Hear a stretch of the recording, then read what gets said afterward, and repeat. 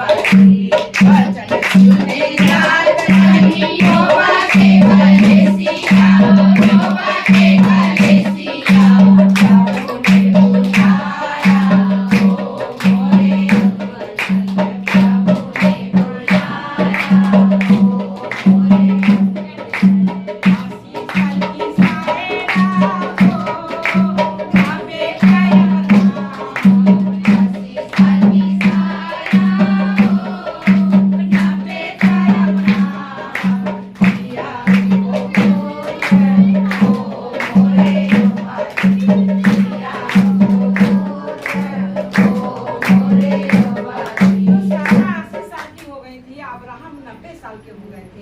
उनका कोई औलाद नहीं था, लेकिन परमेश्वर पिता अब्राहम के कौन थे? मित्र थे।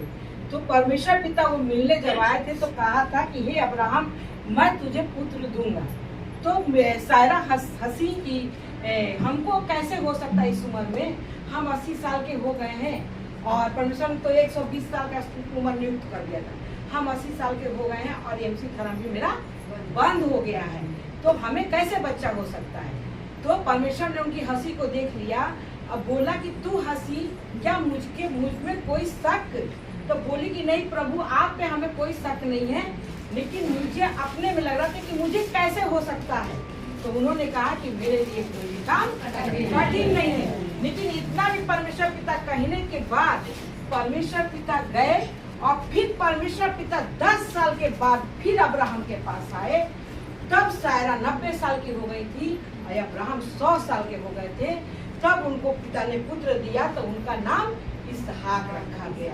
तो आज इसहाक से इतना वंशावली बड़ा है क्योंकि परमेश्वर ने अब्राहम से कहा कि हे अब्राहम यहाँ आओ और आसमान की तरफ देखो, इस आसमान पे जो तारा है क्या इसको तुम गिन सकते हो?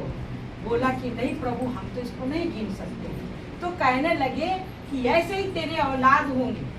तो आज क्या है, अब्राहम को एक इसहाक हुए और आज इसहाक से इतना वंशावली बढ़ी। तो परमेश्वर ने तो मनुष्य को बनाया ना, लेकिन जाति तो मनुष्य नीचे नीचे बनाई गई ना, इंसान ने बनाया, लेकिन परमेश्वर ने सिर्फ मनुष्य बनाया और परमेश्वर ने अपनी आज्ञा को ठहराया। और उस समय परमेश्वर ने कहा था इस अब्राहम से कि हे अब्राहम इसहाक का जो बच्चा होगा उसका खतना होगा, ठीक है। तो परमेश्वर ने उस समय कहा उसका खतना होगा, तो उसका खतना कराया गया। इसलिए उनको लोग क्या कहते हैं कि वो मुस्लिम है, लेकिन ये परमेश्वर का ही आज्ञा था। लेकिन उसके बाद में क्या हुआ कि परमेश्वर ने ये बोला कि जो भी लोग जो ये सच्चाई को जान जाएंगे, जैसे जो हमारे कामों में विश्वास करने लगे कि यीशु को हमने मुर्दों में से जिंदा किया, तो वो कोई भी होगा, चाहे खतना वाले हो, चाहे खतना रहित हो, चाहे कोई भी हो, वो विश्वास करेगा वो निश्चय उद्धार पाएगा। तो परमेश्वर ने जगत से ऐसा प्रेम किया कि अपने इकलौता पुत्र दे दिया जगत को, ताकि जो कोई विश्वास करे वो अनंत जीवन पाए, ना कि वो नाश हो। तो परमेश्वर ने ऐसे बताया। तो पिता को बहुत धन्यवाद करते हैं, पिता महान है।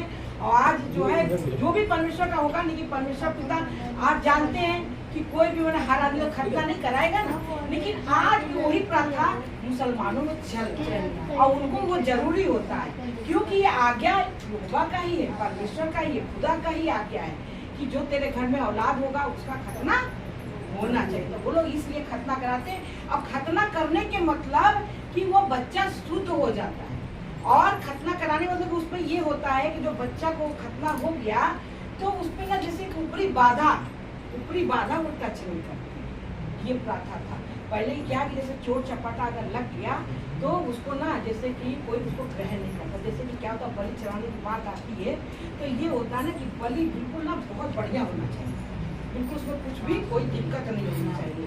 जैसे फल भी चढ़ाया जाता है मंदिरों में, तो फल को भी कहा जाता है कि फल भी कटा पिटा नहीं होना चाहिए, सड़ा नहीं होना चाहिए, सुंदर सुंदर फल होना चाहिए ना, तो वो सब चढ़ाया जाता है। तो एक तरह बलि भी सुंदर सुंदर होना चाहिए, तो वो चढ़ाया जाता था ना। तो इसलिए जो है कि मैंने तो इसलिए परमेश्वर ने ये चीज रख दिया ताकि जो है इस पर दुष्टों का हमला नहीं हो। ठीक है, तो पिता को बहुत धन्यवाद करते हैं कि पिता महान है, पिता के लिए काम कठिन नहीं। वचन सुने जात जो बातें भले सिया, जो बातें भले सिया।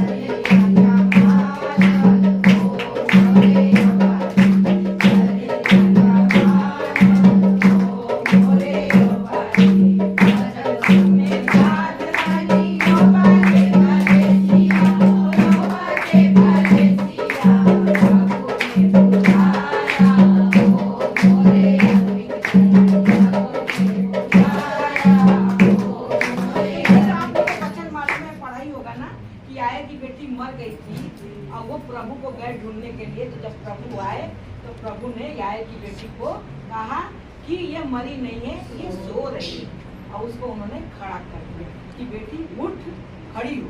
तो वो क्या हुआ, खटिए से उठी और खड़ी हो गई। तो पिता को बहुत धन्यवाद है, हमारे लिए पिता के लिए कोई भी काम कठिन नहीं।